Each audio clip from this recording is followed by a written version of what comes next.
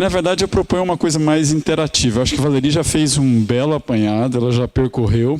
Se contar então com a intervenção artística, que levantou vários aspectos interessantes, porque eu vejo assim, a gente tem alguns aspectos conceituais que são muito importantes. Quando a gente fala de consumidor, talvez na cabeça de cada um de nós exista um conceito que não seja o mesmo. Então, às vezes a gente está conversando de uma coisa, achando que estamos nos entendendo e, na verdade,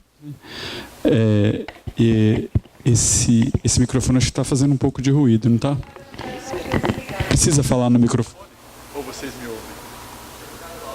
Ah, precisa ser por causa do áudio, então tá bom. Então, o primeiro que apareceu na intervenção, que eu achei muito interessante, foi que foi comentado na intervenção artística, foi o rótulo de consumidor. Quem de vocês aceita o rótulo de consumidor?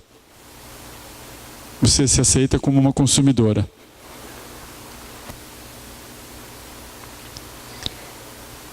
Só? Não é muito pouco? Você também se aceita?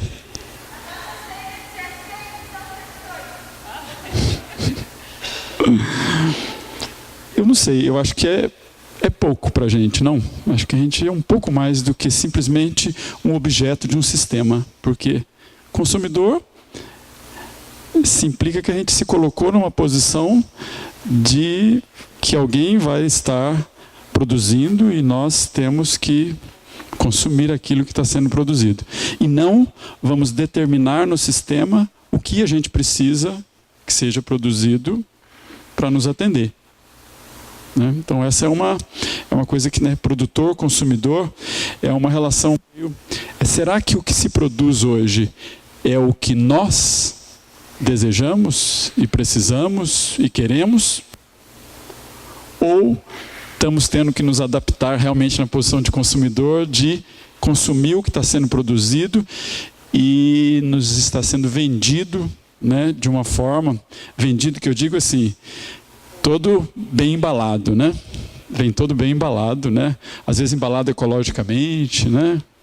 Tem várias embalagens aí para poder chegar na gente, né? Porque como os consumidores são tão diversos, por mais que a gente tenha uma economia globalizada e uma comunicação também globalizada, quando a gente lembra um pouquinho de Milton Santos, né? Milton Santos falou muito desse poder da mídia, né? Ele é uma pessoa que eu considero muito, que é um baiano aqui do interior, mas que conseguiu se colocar no primeiro mundo, né? Conseguiu ter uma opinião reconhecida mais do que aqui, né? Milton Santos é muito mais reconhecido na Europa, em outros lugares, né, do que no nosso próprio país, né?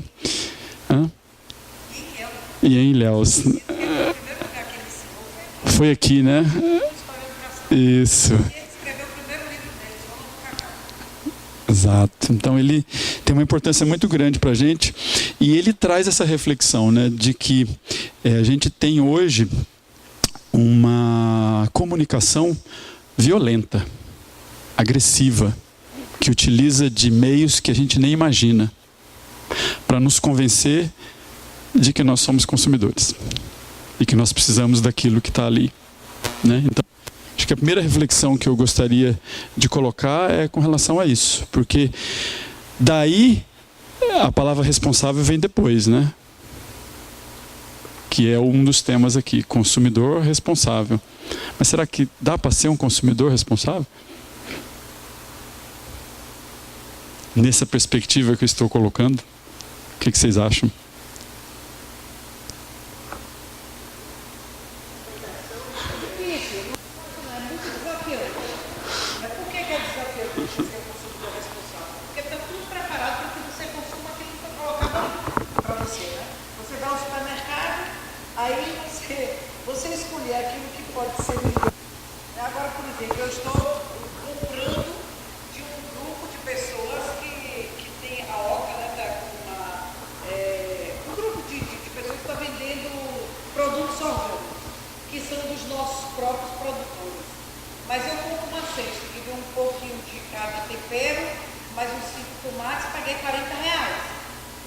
Quem tem condição de pagar R$ 40 numa cesta daquela?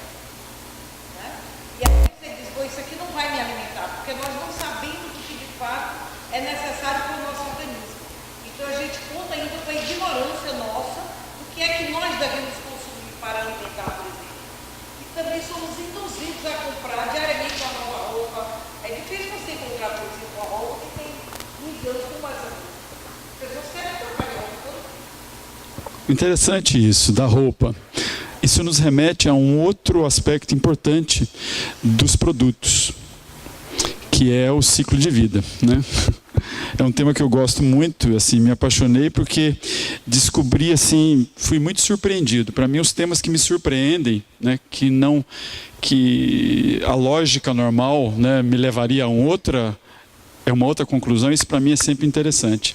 E quando o Socorro fala da roupa, eu sempre achei, né, reduzir os impactos das roupas. Então a gente tem que produzir algodão orgânico, ou fazer roupa com garrafa PET reciclável, né, o fio. Mas aí a gente começa a estudar e a gente descobre que 80% do impacto das roupas não estão na roupa.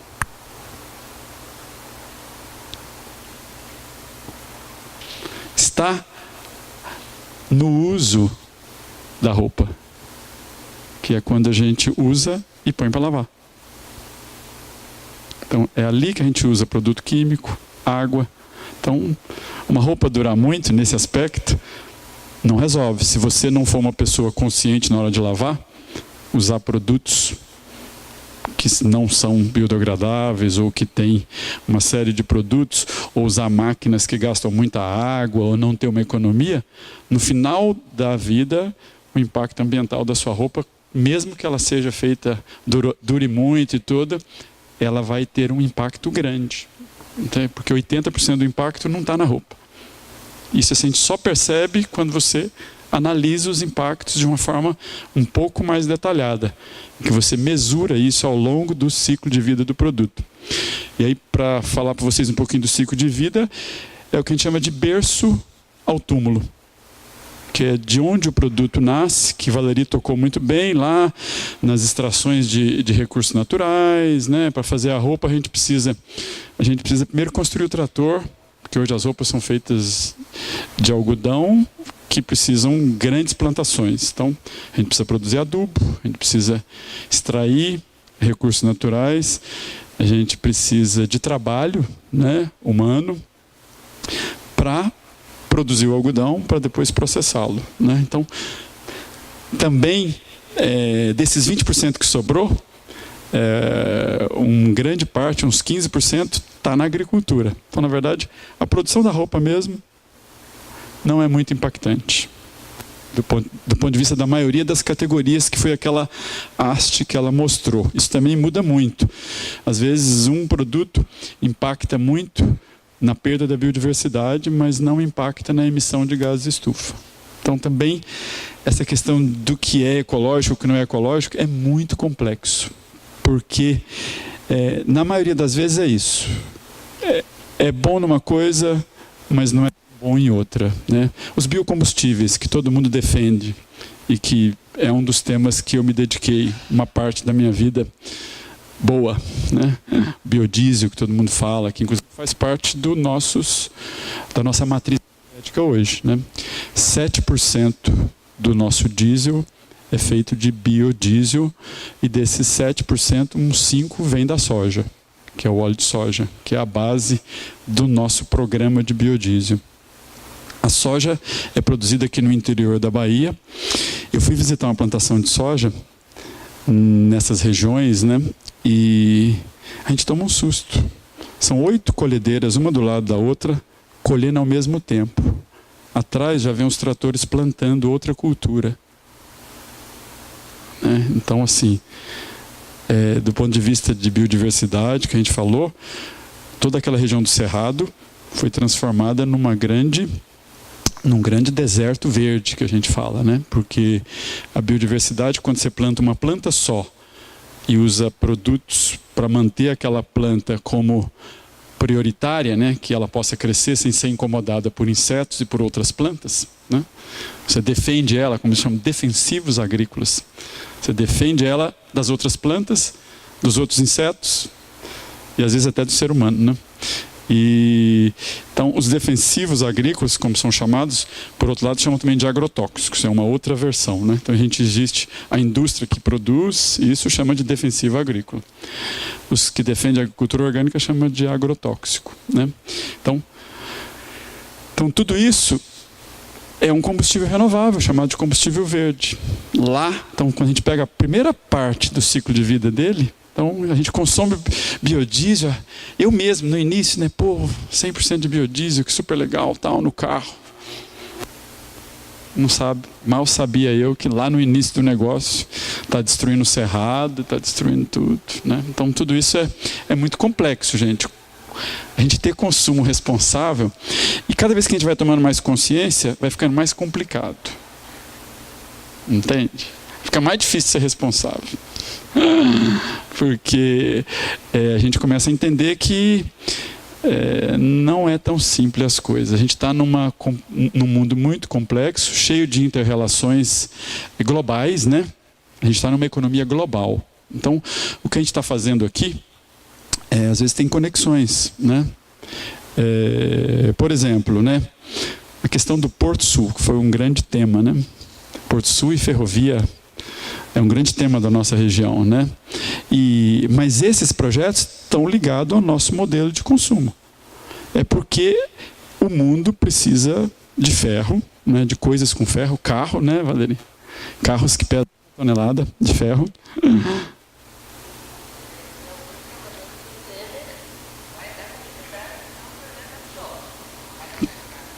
Não, que bom, porque pelo menos já estamos com 80%. Se abandonar, aí o impacto ambiental é maior ainda, porque você não tem nenhum benefício. Você já gerou o impacto, e aí não gera o benefício, e a relação fica muito desfavorável.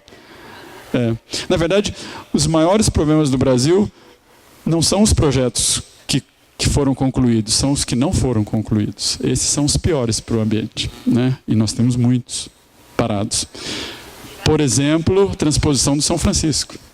O que se gastou de concreto, o que se gerou de problemas, né, para a comunidade, e por enquanto não tem uma gota de água circulando nesses canais.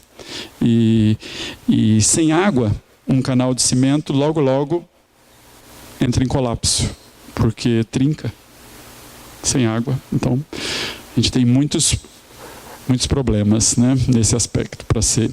Mas eu queria só retomar. Então, o rótulo de consumidor. Teve uma outra coisa também que foi falado: suficiente e necessário. Extremamente complexo. O que é suficiente para mim? O que é suficiente para um habitante que mora no deserto do Saara, né? Ou um habitante que mora em São Paulo, né? Ali no Brooklyn, em São Paulo.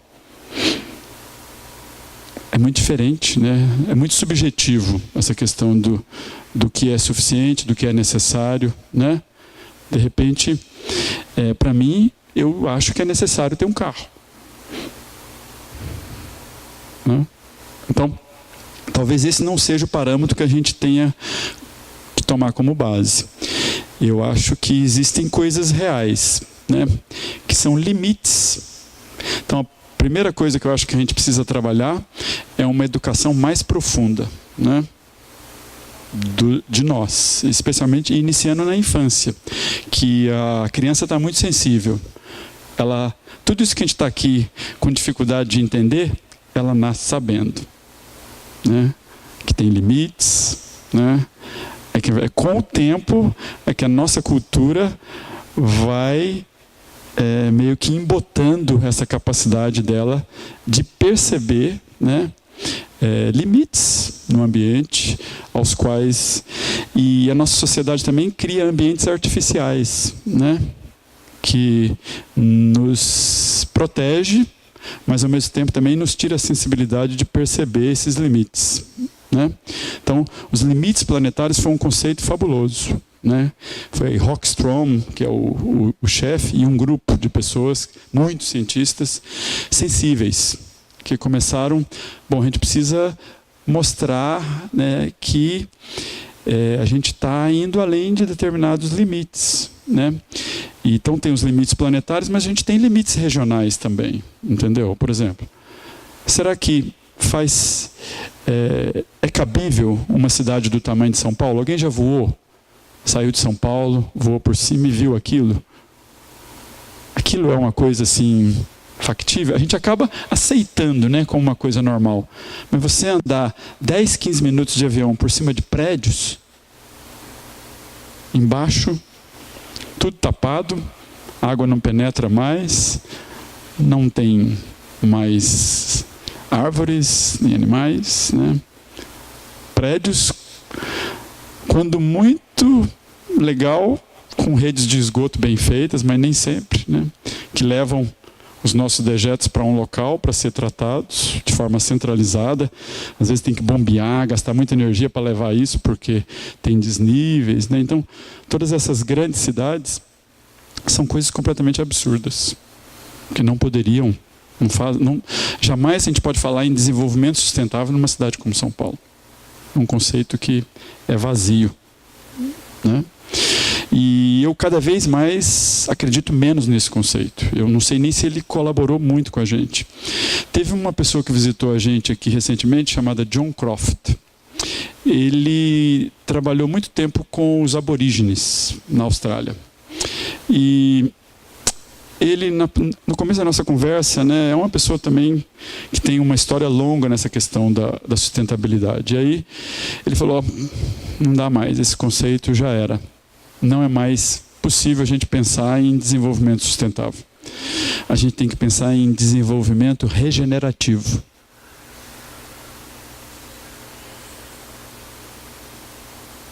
O que vocês acham?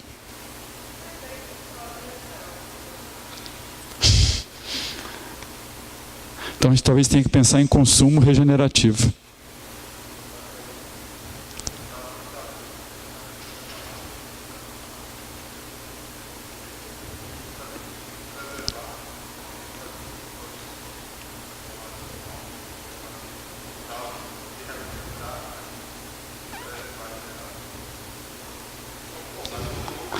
E por que será que a gente não está conseguindo? Qual é a...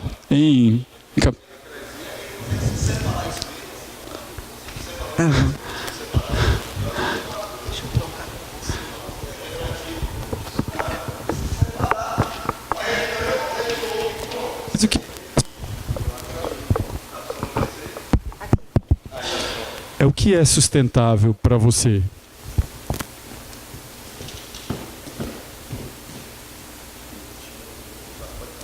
Sustentáveis. Deu? É cabeça que você, então... É o que eu falei, a gente precisa sempre estar nivelando nossos conceitos, entendeu? Porque senão, a comunicação, ela tem...